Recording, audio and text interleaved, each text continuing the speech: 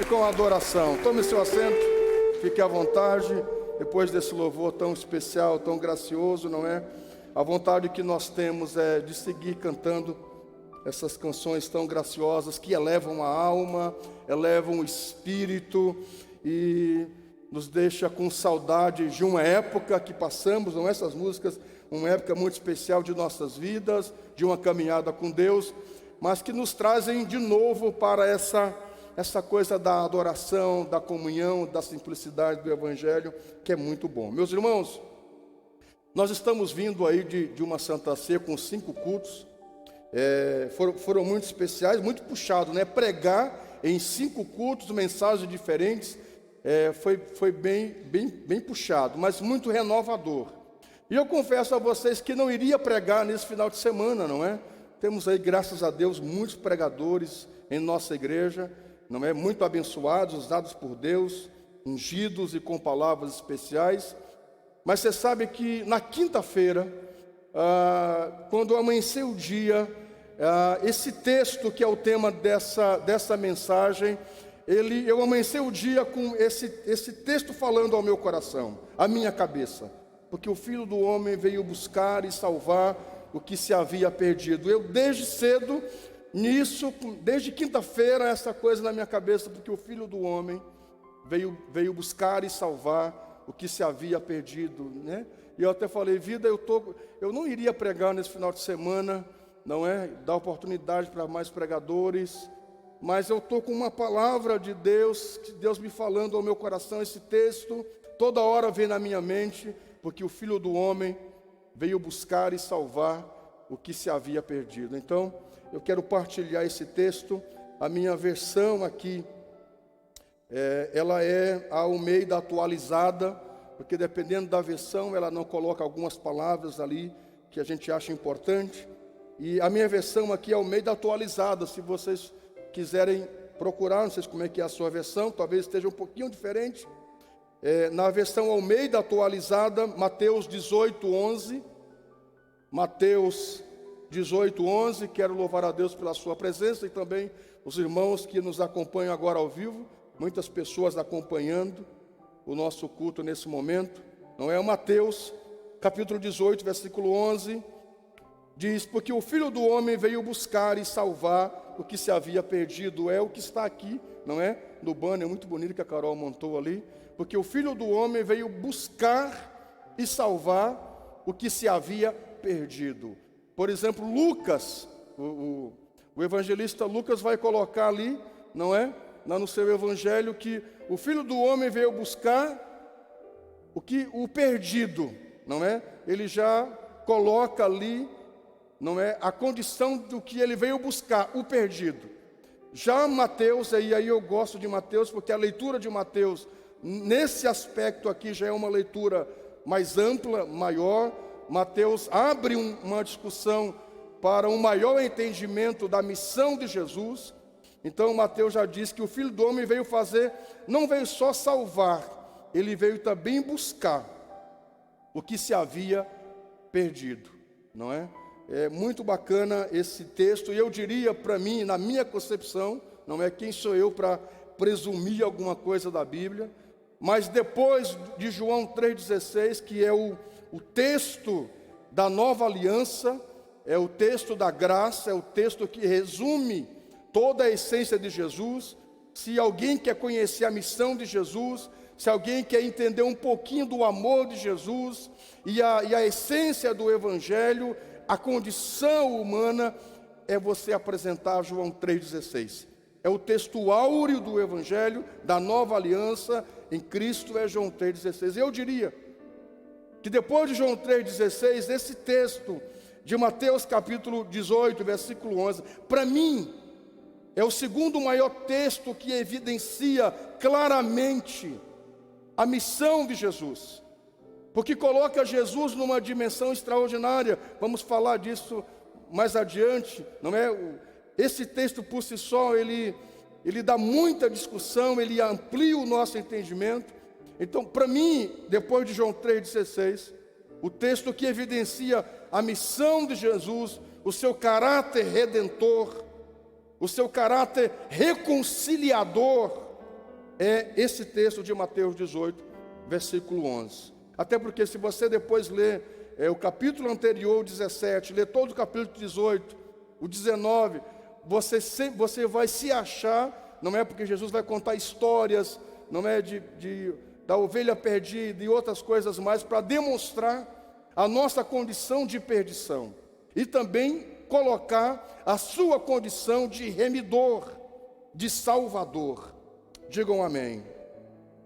Escute uma coisa, para nós entendermos mais amplamente esse texto, nós precisamos fazer algumas perguntas. E você sabe que, de acordo com os estudiosos, são as perguntas que movem o mundo, não é? Os judeus, eles sempre respondem, a começar dos rabinos, eles sempre respondem com uma pergunta.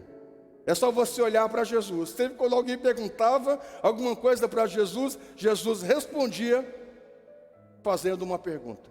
Então, sempre para nós entendermos alguma coisa, nós sempre precisamos fazer as perguntas corretas. Para entender esse texto, a dimensão desse texto, eu preciso fazer as perguntas. O que veio buscar? Porque o Filho do Homem veio buscar. Mas o que ele veio buscar? O que ele veio buscar? Quem veio buscar? Quem veio buscar? O que veio buscar? O que veio salvar? Quem se perdeu e o que se perdeu? Quando você faz essas perguntas, você consegue ter uma dimensão das respostas que o próprio texto vai trazer. Porque o próprio texto está aqui no enunciado, não é? Quem veio buscar? O que veio salvar? Não é? O que se perdeu? Quem se perdeu? Quando você faz essas perguntas, você consegue entender o que o texto quer dizer. Então vamos lá. Quem veio salvar? Quem foi que veio salvar? Em seguida está a resposta: o Filho do Homem. Quem veio salvar? O Filho do Homem. Não foram os anjos, não foram os patriarcas, os pais da igreja, os profetas, os apóstolos, os santos do passado, os santos canonizados pela igreja católica, os santos evidenciados pela igreja evangélica, pastores, apóstolos, bispos. Nenhum está na condição de salvar. Todos esses são carentes da salvação. Nenhum ser humano tem a condição de salvar a si, a começar de si, muito mais então o outro. Nós não temos condições de nem ao menos nos salvar no aspecto da redenção, no aspecto da salvação, muito mais ainda salvar o outro. Nós não temos condições de rogar pelo outro, como a igreja romana evidencia Maria: rogai por nós. Não, ela não pode rogar por nós. Os pastores não podem rogar por você. Os apóstolos não podem advogar por você diante de Deus. Nós estamos desqualificados para tal função. Quem é que foi ungido especificamente para isso? O Cristo. Quem veio salvar é o Filho do Homem. Agora, uma coisa interessante. Quando o evangelista, quando Mateus apresenta Jesus como Filho do Homem, ele já está dando uma outra resposta. O que ele veio salvar? O que ele veio buscar? São as outras duas perguntas. O que ele veio salvar, o que ele veio buscar. Quando ele apresenta Jesus na condição do Filho do Homem, ele está demonstrando uma coisa importante que o homem tinha perdido. O homem, na queda, ele perde uma coisa importantíssima. O homem perde a sua humanidade. Para além do homem perder a sua espiritualidade com Deus, quando ele peca no Éden, o homem também perde a sua humanidade. Quer um exemplo disso? Quando o homem peca, existe o primeiro homicídio entre irmãos.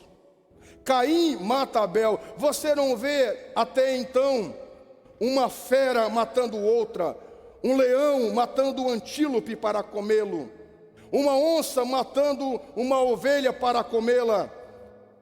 Essa conotação de ser predador, devorador, de matar, isso não existia até a concepção do pecado, até a aceitação do pecado. E quem é primeiramente que devora, que mata, que destrói? É o homem. O homem matando o homem. O homem perdeu, quando ele peca, ele perde uma coisa importantíssima, além da sua espiritualidade, ele perde a sua humanidade. Meus irmãos, a gente olha para o ser humano nesses dias, e a partir de Adão, como o homem é desumano. Olha, as ações, um tempo desse eu preguei uma mensagem, e até disse que lá para onde eu moro, pelo lado da Tomazete, ali pela faixa de São Cepé, algumas vezes a gente passava por lá, a feira do mercado Feltrim, tinha uma faixa, agora acho que não tem mais. Ali era uma região sem lei, assim, porque não tinha um retorno para ir para o lado da gente, era um fucedo, como diz minha sogra. Agora que fizeram um recuo que a gente consegue atravessar. Ali é a lei de quem mais era mais esperto para poder atravessar. Mas tinha um cachorro na frente do Feltrim que ele passava na faixa de pedestre. Como é que pode? As pessoas, os carros atravessando na frente dos outros, nas carretas. E aqui eu várias vezes vi. O cachorro ficava ali esperando o momento certo para passar na faixa de pedestre. Como é que pode, né? E nós, seres humanos, loqueando, buzinando um para o outro para poder atravessar. Nós vamos vendo, não é?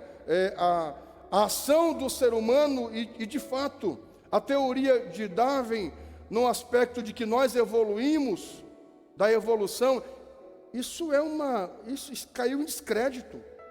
O ser humano não tem evoluído na condição de ser humano. As aberrações que o ser humano tem feito para com outro ser humano, gente, é espantosa. É só olharmos 2 grandes guerras mundiais. É só nós olharmos a Inquisição espanhola, a Inquisição portuguesa, as atrocidades feitas em nome de Deus, em nome de uma suposta religiosidade. As pessoas usam a Bíblia para atacar as outras. As pessoas usam o altar para atacar as outras. As pessoas usam textos bíblicos para meter o pau em todo mundo. Nossa! Às vezes a gente vê pessoas deixando filhos no lixo, dentro do lixo. Aí você faz uma leitura de alguns animais que adotam outros animais que não são da sua própria espécie. Já viram esses relatos? Animais que adotam um outro e não é nem da sua espécie. Um cachorro que adota um gato que adota um cachorro. Essas coisas assim, por exemplo, pela via do cuidado, não é? O ser humano de verdade, ele perdeu a sua humanidade. O senso de cuidado, de amar, de proteção. E a demonstração primeira é quando Caim mata o seu próprio irmão Abel, só por puro egoísmo. A partir disso, nós temos visto irmão matando irmão, literalmente. Porque no final das contas, israelenses e palestinos, todos somos irmãos. Todos nós somos irmãos de alguma maneira, porque somos filhos do mesmo Deus. Uns estão matando os outros. O ser humano perdeu isso, não é? E aí, o evangelista Mateus apresenta então Jesus como o Filho do homem. E quando apresenta Jesus como o Filho do homem, ele está trazendo Jesus para a condição de humano. O humano que não perdeu a sua humanidade plena. Porque Jesus consegue cuidar, consegue amparar, consegue amar, consegue ter compaixão. Há um texto da Bíblia que estou apaixonado, que Jesus está exaurido de ter passado o dia atendendo as multidões, e em algum momento no final do dia, ele está exaurido, cansado, e pega o barco e atravessa o mar da Galileia, e vai para o outro lado, para descansar um pouco, porque lidar com pessoas é cansativo, não é?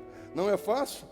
As demandas são muito grandes, e Jesus está lá cansado, e ele olha, e a Bíblia diz que as multidões começam a chegar, os enfermos, doentes, famintos, oprimidos, e Jesus olha para a multidão, e a Bíblia diz que Jesus tem compaixão deles.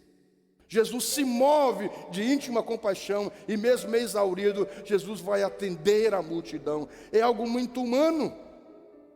Jesus está ali no poço de Jacó, não é? Já meio-dia, e Jesus diz assim: nós precisamos comer. Vamos ver alguma coisa para vocês comerem. Vão atrás de comida. Jesus preocupado. E ele não está pedindo comida para ele, ele pede comida para os próprios discípulos. Quando Jesus está com a multidão faminta, depois de dia de estar ministrando, os discípulos chegam e dizem: Senhor, despede a multidão, não tem comida para eles. E Jesus se vira para os discípulos e diz: vocês mesmo, deem de comer para eles. Jesus se preocupa com o humano.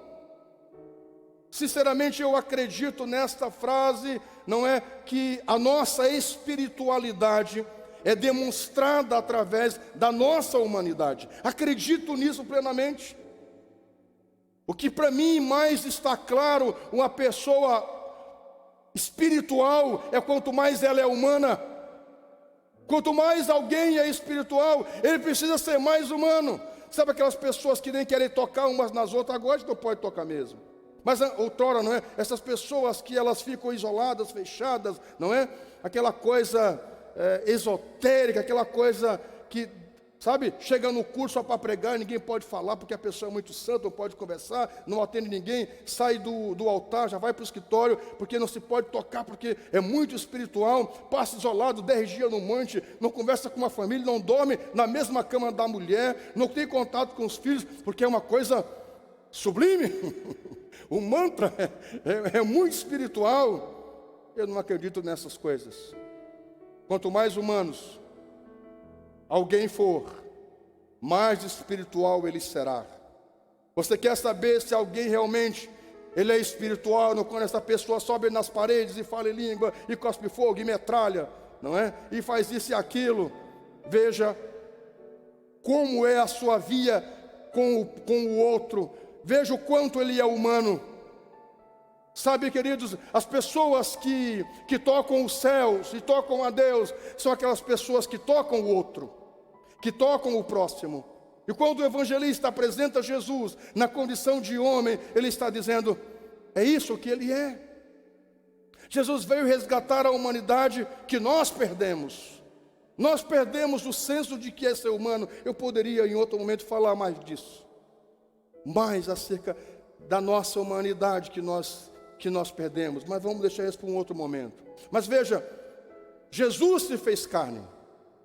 Jesus pode ser apresentado na condição de filho do homem. Por quê? Porque ele quis ser apresentado, porque ele estava nessa condição. Jesus sentiu dores. Jesus sentiu tudo aquilo que nós, seres humanos, sentimos, passamos. Escute uma coisa: Jesus esteve com pessoas, Jesus conviveu com pessoas. Jesus, ele era, o sacerdócio dele era diferente do sumo sacerdote, que ele no templo, só ele e uma caixa de ouro que ficava ali, não é? Com a representação de Deus. É fácil ser sacerdote assim. É fácil ser pastor quando o pastor só vem e prega aqui e não olha para você, não é? Sai daqui, pega o seu carro, vai embora e não tem contato com ninguém. Não é difícil, a coisa mais fácil. O pastor que sofre é aquele que está aqui, no meio dos irmãos, no meio da sua comunidade, sentir o cheiro das suas ovelhas. Jesus era esse pastor, era esse na condição de sumo sacerdote, só que humano. O seu objeto de relação não era uma arca, só um candelabro, acender as lâmpadas. Não era a coisa mais fácil. Acender as lâmpadas, manter os pães da propiciação, manter a Santa Ceia ali, digamos, não é? Ligar lá as lâmpadas, manter o azeite sempre, manusear a caixa, orar sozinho. Que vida mais maravilhosa é essa? Jesus não, Jesus está com o pé no barro. Jesus está com o pé no barro. Jesus está recebendo o orvalho do céu. Jesus está no meio da multidão, no meio das pessoas, sendo o que ele veio ser. A representação de Deus na condição humana. Olhe, querido, se Jesus passou por tudo isso e passou com êxito, nós também podemos fazer isso. Jesus nos chamou para fazer as mesmas coisas com as outras pessoas, com os que estão perdidos, sendo humanos, sendo misericordiosos. Você sabe que tem muita gente na igreja, que eles se afastam da igreja, e muitas vezes eles não voltam mais, porque a igreja não é misericordiosa. E não falo nós como templo das nações, eu digo a igreja de Cristo, não é misericordiosa. Então vamos degolar, vamos expor. Tem igrejas que inclusive, quando o irmão peca, chamam no meio de todo mundo, para contar o que fez. Meu Deus do céu, para expor a vida do irmão para todo mundo, para só daí ter o suposto perdão da igreja. Misericórdia, gente. Em pleno século 21, em termos de pós-modernidade, nós vivemos isso ainda. Misericórdia. Sabe essa coisa? Não, você para tomar ceia vai ter que sentar aqui e dizer para todo mundo o que fez, como é que é, pedir perdão para poder ter acesso à comunidade. Jesus Cristo amado, a Bíblia manda chamar o irmão em particular, ter misericórdia dele, atender, tem que disciplinar, tem, mas chama em particular.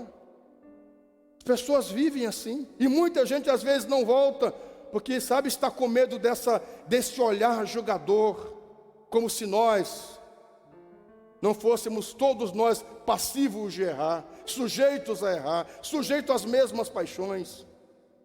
É o que a Bíblia diz, queridos. Por isso que Jesus diz que nós precisamos ser misericordiosos, para que possamos alcançar misericórdia. Você pode aplaudir a Ele, vamos lá, faça isso com uma alegria. Eu quero convidar você para Mateus capítulo 13, verso 37, vamos lá. Deixa eu falar desse texto que demonstra a humanidade de Jesus. Ele respondeu: aquele que semeou a boa semente é o Filho do homem. Novamente, Mateus apresenta Jesus como o homem. Aquele que semeia a boa semente é o Filho do homem. Quem é o Filho do homem? Jesus. Vamos lá para Mateus 17, 22. Mateus 17, 22. Reunindo eles na Galileia, Jesus disse: o Filho do homem será entregue nas mãos dos homens.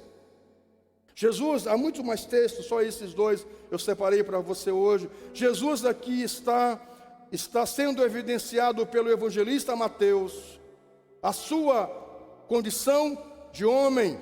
Jesus se fez carne, diz João, se fez carne e habitou entre nós. Jesus, ele ficou encarnado na condição humana, sujeito a tudo que você possa imaginar, mas não cedeu ao pecado, não cedeu à condição do pecado. Jesus em tudo foi fiel ao seu Pai, mas as situações que os homens estão sujeitos a passar, Jesus passou. Então nada do que eu e você vamos passar ou já passamos nessa vida, Jesus não tenha passado.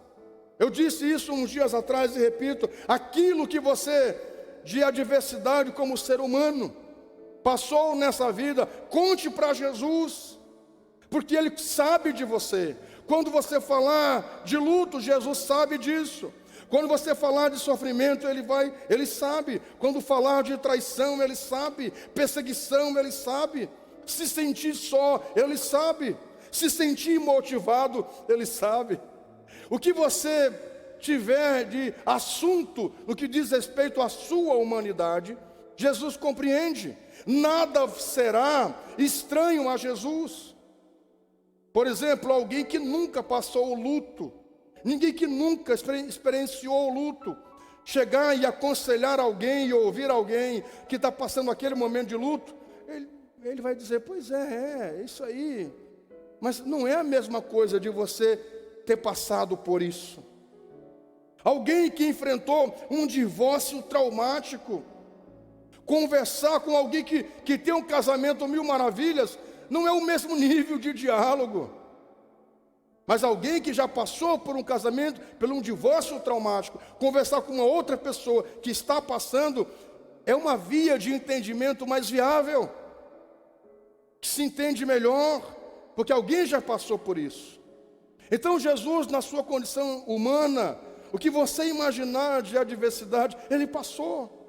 Então, não fique receoso em chegar para Jesus e dizer: Senhor, eu estou passando por isso.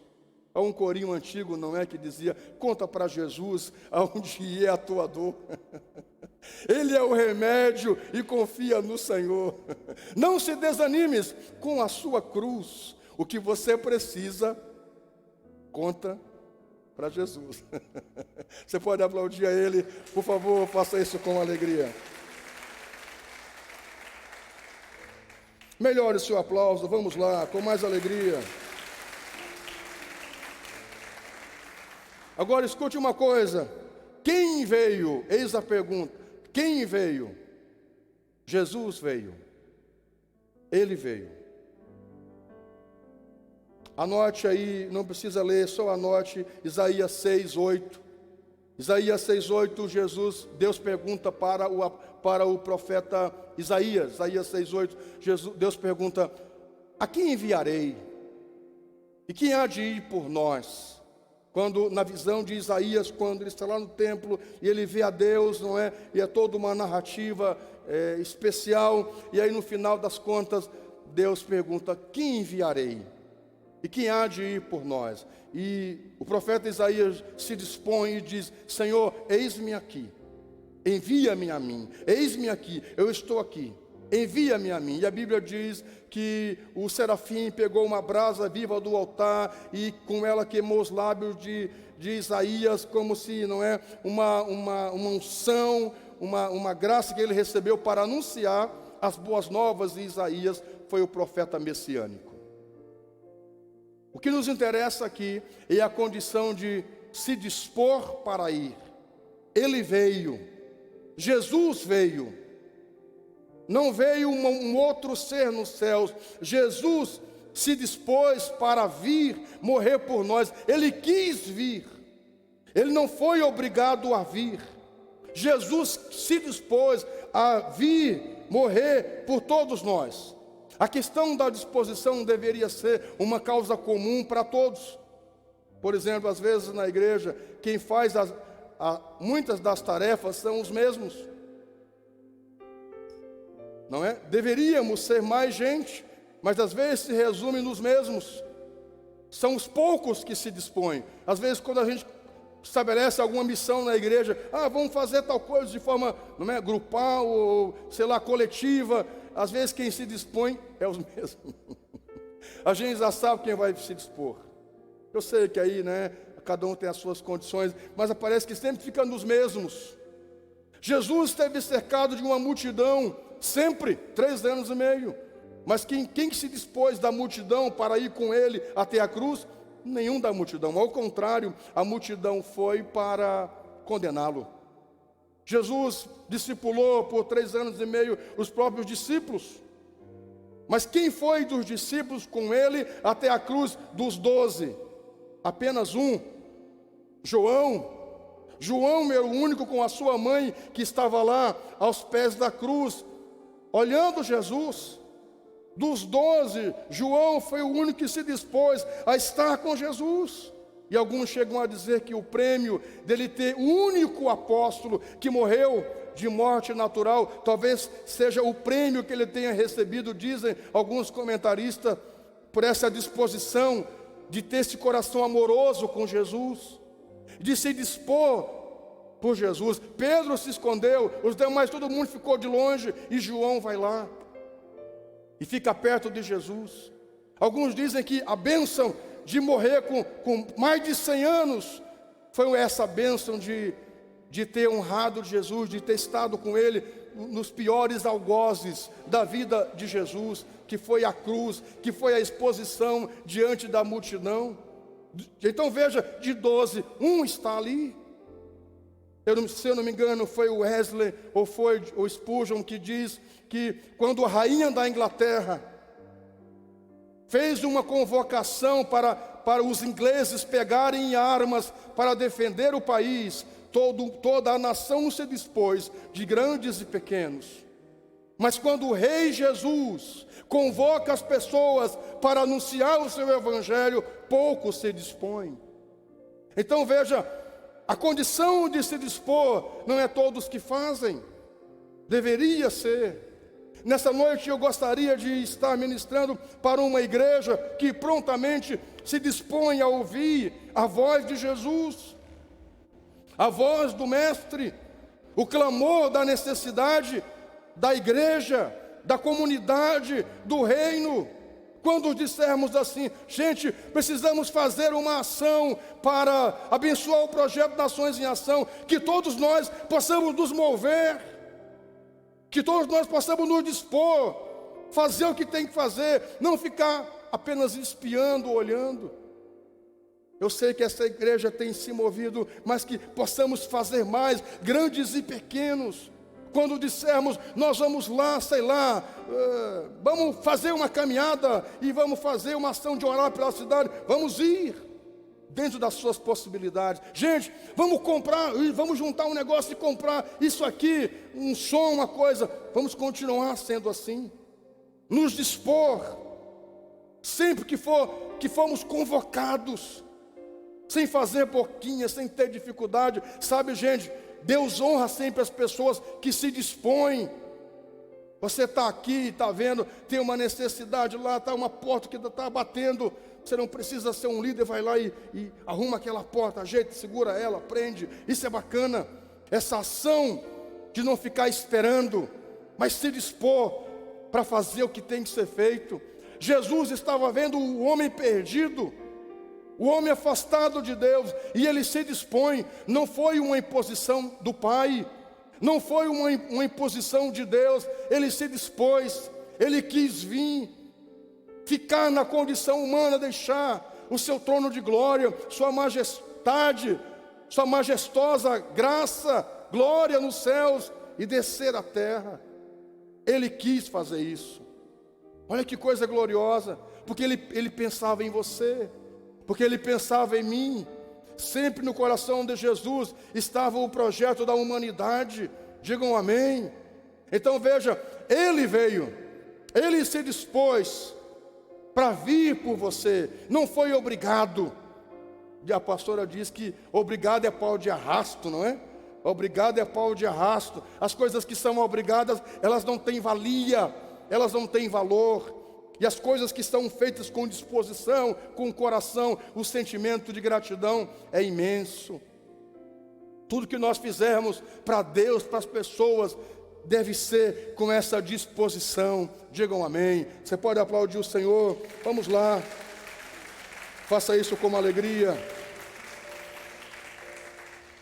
Escute uma coisa, Jesus veio trazer muitas coisas.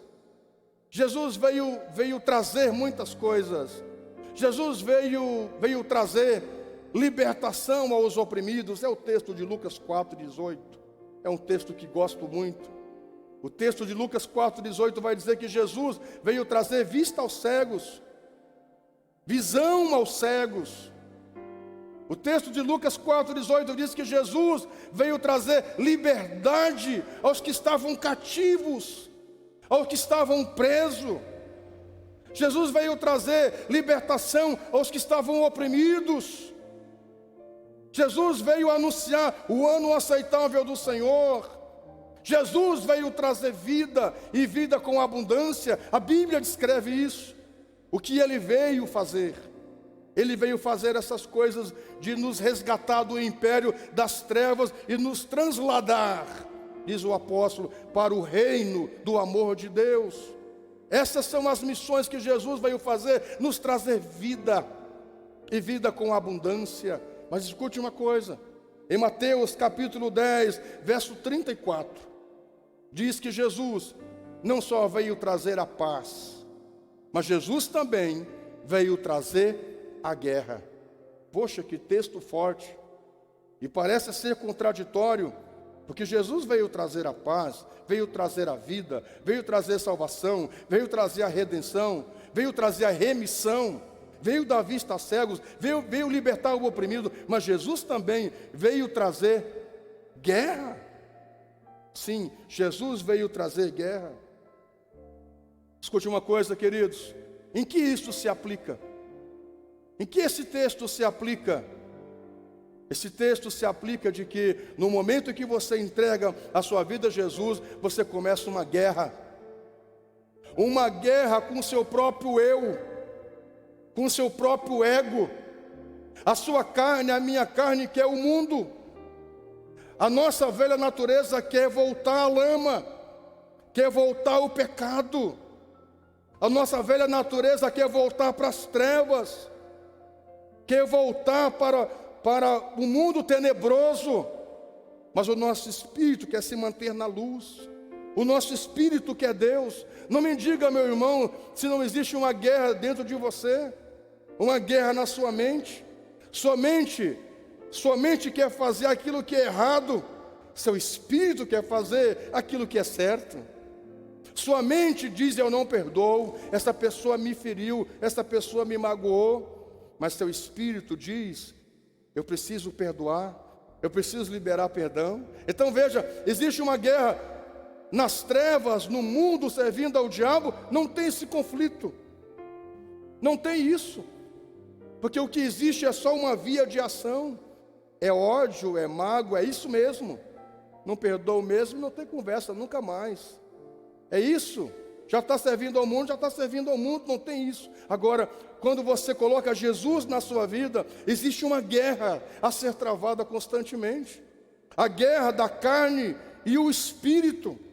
A guerra das trevas e da luz. Então veja, de alguma maneira Jesus veio trazer a guerra, que começa dentro de nossa casa. Muitas famílias, quando se decidem por Jesus, os parentes abandonam. Os amigos abandonam. Muita gente, quando se decide por Jesus, os amigos que estavam com ele na roda da piada, da bebida, não viram as costas. Eu já contei para vocês no colégio, eu lá com os meus 7 anos, 8 anos, eu tinha um amigo lá que eu gostava muito da escola, de brincar com ele. Eu nunca fui de estar no pátio, correndo, voando, como muitas crianças, né? Eu sempre fui muito quieto. Mas aí achei um amigo na escola, que eu gostava bastante de conversar com ele, de estar ali sentado, conversando. E um dia eu disse para ele assim: olha, Jesus ama você. Jesus tem uma obra na sua vida. Ele disse: tu é crente, Pedro? Eu digo: sim, sou crente. Ele disse: eu sou macumbeiro, nós não podemos ser amigos. Eu digo: por que não? Porque eu sou de outra religião. Eu digo: mas isso tem nada a ver. Eu gosto de você. Quer ser macumbeiro? Você que sabe. Eu nem sabia o que era bem macumbeiro na época, não é? Eu disse: eu amo Jesus e sirvo Jesus e sei que Deus tem uma obra na sua vida. Ele disse: mas nós não podemos mais ser amigos, porque tu é crente. Poxa, eu fiquei tão triste, porque eu nunca fui estar no meio da turma lá, correndo, bagunçando, eu sempre fui quieto. Então eu pensei: puxa, o único amigo que eu tinha aqui na escola não quer ser mais meu amigo. Olha só, ali já começaram os conflitos, as lutas. Sabe, gente, porque o meu amigo não entendeu que ele podia ser macumbeiro, ser católico, ser espírita, mas não interferir na nossa amizade, em hipótese alguma, não é? Deveria imperar o respeito entre nós, mas nós como criança, né, e ele muito mais ainda, não conseguiu, não é, presumir isso, achou por bem me isolar e fiquei muito triste. Mas aí depois o Espírito Santo foi me consolando, contei para a mamãe em casa, a mamãe disse: não, é assim mesmo, isso é o primeiro de muitos, um baita consolo. Isso é o primeiro de muitos, siga firme. Aí eu: tá bom, tudo bem. Aí segui assim, você me entende? Aí comecei a ver a guerra dentro de casa, quando mamãe decidiu se firmar realmente com Deus. Aí o papai se revoltou em casa, começou a guerra dentro de casa, porque ele disse: ou a igreja, ou Deus, ou eu. Poxa, rapaz, que situação. Tu escolhe. Mas meu amor, a mamãe dizia: eu gosto de ti, a gente tem uma família junto, eu te amo, não tenho nada. Não, esse negócio de igreja, de pastor, isso não tem fundamento. Ou a igreja, ou Deus, ou eu, tu escolhe. Ela diz: não me faça escolher. Eu quero os dois, quero servir a Deus. Eu conheci Jesus. Eu conheci, agora eu tenho motivo para ser feliz. Não quero conversa. Se continuar assim, vou embora. Começou a guerra dentro de casa, a história é longa. Foi embora de casa. Por quê? Porque ele não entendeu o Evangelho. Você me entende? De verdade existe uma guerra. Não, gente, servir Jesus não é só paz. Ele também veio trazer a guerra. Não como veio trazer por ser perverso, maldoso, por querer, não é, oprimir as pessoas e trazer em si a guerra. Não, é porque as pessoas não entendem a sua ação, não entendem o seu chamado. E aí há as divisões, as contradições. Isso é um problema. Mas ele veio fazer isso. Ele veio de alguma forma nos redimir, mas aí o homem não entende e provoca as guerras. Não que ele seja em si provocador da divisão, da contenda, da guerra. Não é o papel dele. Mas aí em algum momento nós precisamos decidir. Ou eu sirvo a Deus de verdade. Se eu vou servir a Deus de verdade, eu preciso então anular um mundo que quer me seduzir. E se alguém quer servir a Deus de verdade, vai viver nessa guerra constante. A guerra das trevas com a luz do Espírito, com a carne. Digam amém. Você pode aplaudir o Senhor? Vamos lá. Faça isso com uma alegria. Veja, a outra pergunta: o que ele veio salvar? O que Jesus veio salvar? Ele veio salvar o homem. Ele veio nos salvar. Jesus veio salvar nós, homens, seres humanos, que em Adão nós nos perdemos. Meus irmãos, nós nos perdemos em Adão. O ser humano, ele perdeu muitas coisas. Ele ficou desorientado. Carol, está com aquela imagem ali do farol. No momento em que o homem estava no jardim, ele tinha Deus como seu balizador. Depois que ele perde a comunhão com Deus, ele fica cego. Ele fica sem luz no seu caminho. É por isso que Jesus diz que ele é a luz do mundo. Porque nós estávamos na escuridão com Adão, no pecado, perdidos. E Jesus agora veio ser para nós um farol. Quando os navios náufragos, perdidos no meio do mar, na neblina, nas ondas imensas, o que os baliza, os orienta, é o farol. É por isso que a Bíblia diz, assim, Jesus é que vai dizer, assim como a serpente foi levantada no deserto. João capítulo 3, se você colocar para nós, João 3, 14 e 15. Como Moisés levantou a serpente no deserto, assim importa que o Filho do Homem seja levantado, para que todo aquele que nele crê não pereça, mas tenha a vida eterna. Então veja, nós estávamos perdidos, precisando de um farol. Nós estávamos na escuridão. Não, a idade das trevas do homem não foi lá na Idade Média.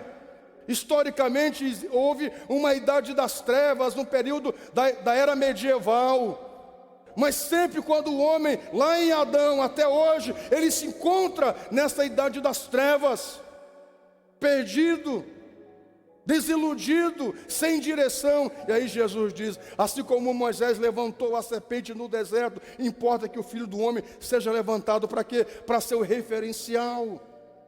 É por isso que precisamos olhar para quem? Para Jesus, o autor e consumador da nossa fé. Mantenha seus olhos no farol, mantenha os seus olhos no farol, mantenha os seus olhos em Jesus. Meus irmãos, você quer uma direção para não se perder, ou para se encontrar? Mantenha os seus olhos no farol. Mantenha os seus olhos em Jesus. Mantenha os seus olhos em Jesus. As pessoas que ao longo do processo da caminhada com Deus, elas começam a fraquejar, e a questionar, e a duvidar, e a ter receios, e a se perderem, é porque elas estão olhando para a instituição, elas estão olhando para o homem, elas estão olhando para a letra, elas estão olhando para aquilo que destrói, ela está olhando para si.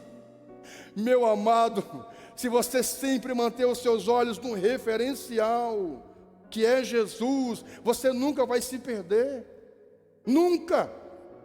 Entra pastor, sai pastor, entra líder, sai líder, líder se desvia, se mata. Tem até pastor se matando agora, né? Mais do que nunca. E aí irmão se desvia, e o outro serve de escândalo, e o outro fala isso, fala. Se você manter os seus olhos em Jesus, você nunca vai se perder. E se você estiver perdido, ao olhar para Ele, você vai se achar.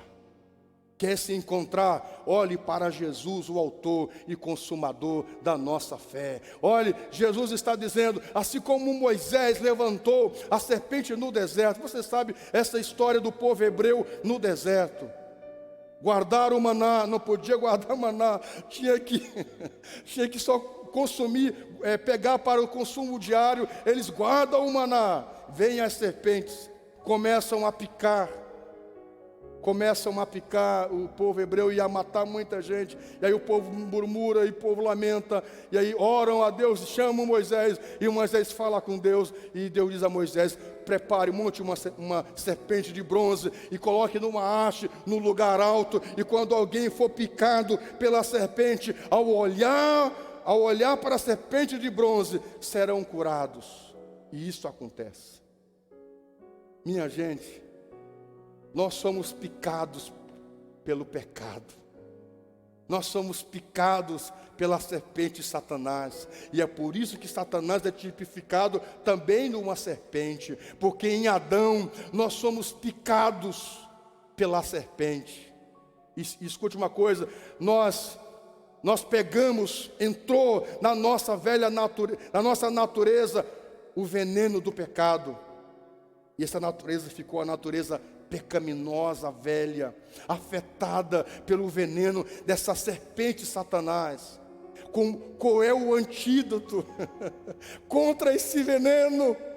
Qual é o antídoto quanto ao pecado? Olhe para Jesus e sereis salvos. Olhe para Jesus e sereis curados. Olhe para Jesus e sereis libertos e sereis transformados, porque o Filho do Homem veio salvar e buscar o que se havia perdido, todos nós. Aleluia.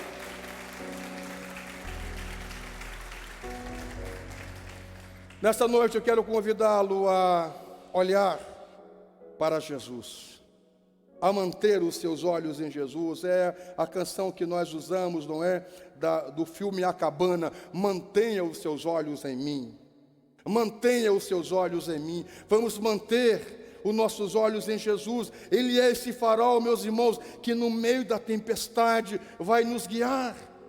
Quem sabe você está passando por um tempo de tempestade. O que eu faço, para onde eu olho, quem eu escuto, quem eu ouço, quem eu sigo? Siga Jesus. Olhe para Jesus. Mantenha os seus olhos em Jesus. Aleluia. Eu quero orar com você. Depois eu quero falar quem se perdeu. Semana que vem eu vou seguir nessa mensagem. Eu vou terminar hoje, mas eu tenho muita coisa que dizer. Semana que vem eu quero falar quem se perdeu e o que se perdeu. Não falte domingo que vem, 19 horas, porque nós vamos seguir nesta mensagem em nome do Senhor. Nesta noite eu quero orar pelas pessoas que estão acompanhando o culto de casa. Geralmente nessa situação de pandemia, as pessoas novas na fé dificilmente vêm ao culto. Quem sabe hoje tem alguém aqui. Mas eu tenho sentido no meu espírito, inclusive, de fazer apelo, porque Jesus veio salvar você que estava perdido. Quem sabe os irmãos que estão em casa, eu cresci ouvindo, na época, o maior teleevangelista que já existiu, que era o Jimmy Swaggart. Uma das minhas irmãs se reconciliou na televisão assistindo o programa dele. Quando ele veio a São Paulo e veio ao Morumbi, não coube mais o Morumbi, São Paulo lotou o Morumbi e as redes de televisão em São Paulo transmitiram o culto. Como ela não podia, porque já avisaram, de manhã cedo avisaram, não venham mais para cá porque está super lotado. e foi transmitido o culto, e na transmissão do culto, ele fez um apelo. E muitas pessoas nos seus lares, através da televisão, aceitaram a Jesus ou se reconciliaram. E a minha irmã foi uma delas que se reconciliou. Então eu sinto no meu espírito de fazer um apelo para você que está aí, assistindo esse culto. Jesus veio salvar você. Se você está perdido, não se desespere, porque Jesus veio, porque o Filho do Homem veio salvar, veio buscar o que se havia perdido. Quem sabe hoje aqui no culto tem pessoas que durante o processo da sua caminhada com Deus, você se perdeu. E hoje você está aqui e quem sabe precisa se encontrar. Jesus te achou nesta noite. Jesus te achou nesta noite.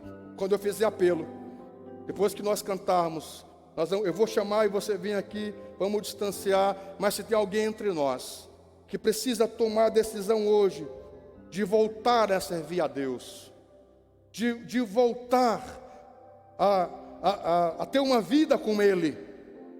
Você quem sabe esteve perdido, mas você está aqui nesse culto, porque Jesus achou você, porque Jesus encontrou você. Venha se reconciliar. Ou você quem sabe está aqui e ainda não aceitou Jesus como seu Salvador. Você crê em Deus, você tem uma fé, mas não tomou a decisão ainda de manter os seus olhos no farol. Quem sabe você, como minha família há muitos anos, antes de conhecer Jesus, mantinha os olhos no Papa, mantinha os olhos na instituição, na religião. Um dia minha mãe entendeu que ela precisava manter os olhos em Cristo, porque foi Ele que morreu por nós. Ou se coloque em pé. Vamos cantar.